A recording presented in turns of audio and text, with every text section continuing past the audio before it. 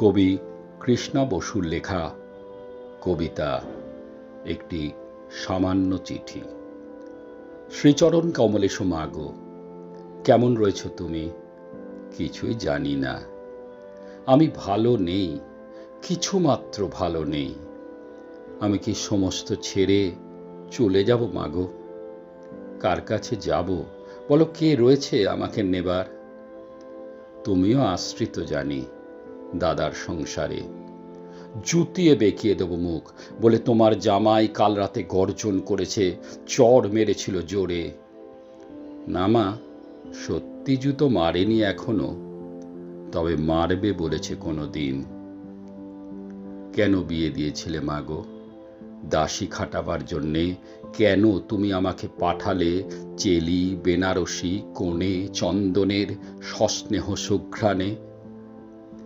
আজ 15 বছর ধরে ঘর করে,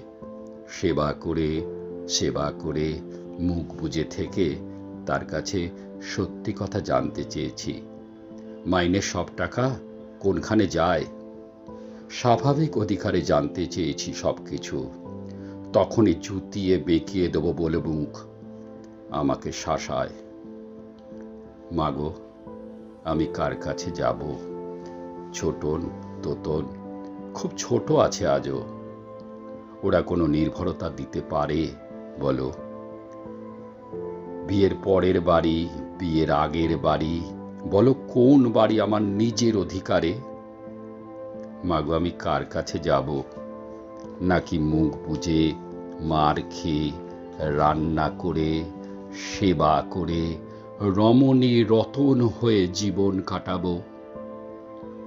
মাগো বলো, আমার নিজের বাড়ি কোনখানে আছে?